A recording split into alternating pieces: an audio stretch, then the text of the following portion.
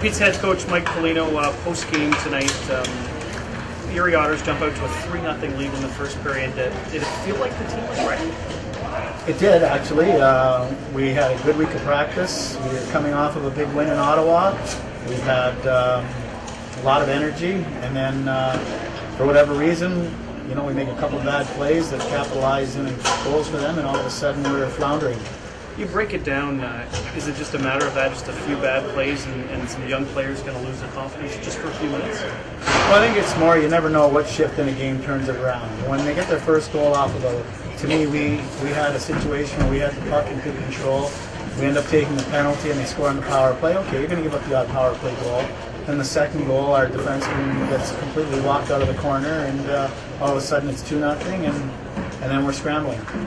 You find a way to earn a lot of power plays, which I think is a good thing. It shows that I think you're outworking the other team, and you get the 8 power plays. When you look at the power play and you assess it, where do you think the team's at in that department? Well, we're very far behind the 8 ball as far as things go right now. I mean, we can come up with all kinds of reasons, and the bottom line is our power play was terrible tonight. It was better 5-on-4 than it was 5-on-3, and part of that can be attributed to not having practiced it much yet, but then losing Nick Ritchie, who's an integral part of that part of it, and not having had the time to introduce the right things. But in saying that, you should be able to put any 5 guys on the ice against any 3 guys and be successful. And our guys had absolutely zero awareness, whether it's confidence, whether it's inability, whether it's an unwillingness to execute as a team. It's all of that. It's sort of back to the drawing board. So obviously you lose the game tonight, 5-1. Were there players on the team that kind of did jump out for you that had solid nights? Well, you can always find the good in everything. And, I thought Greg Betzel did a lot of good things. I thought that Stephen Pirog competed and did some good things. I thought Stephen Varga, for his first game in, was solid enough. But we need 20 guys playing at the top of their game, and we haven't had that this year. We didn't have it in Ottawa, even though we found a way to win. We've had at different moments and different times this year, but consistently over 60 minutes, we haven't. And I think if you were asked the players, there'd be very few who have been pleased with their performance so far this year, and we have to figure it out. Like, I hear a real frustration in your voice, and obviously that's understandable. Is there one thing that is most frustrating for you? The frustrating thing for me is that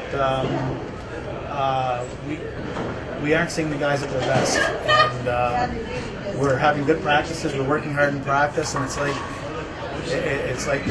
almost like that golf pro who can hit the ball down the middle every time on the driving range, and he gets into a tournament and he's duck hooking it and doing all that kind of stuff. And that's what our guys are like. We're a good practice team right now, but we're not a very good team in games. Nobody ever wants to look at what ifs, but if you had someone like an Alan Klein, those power plays might look a whole lot different. You might come out of the game being 3 for 8 on the power play, because not only could maybe he score, but he would find ways, it seems, based on the past, of getting other guys in positions where they can score.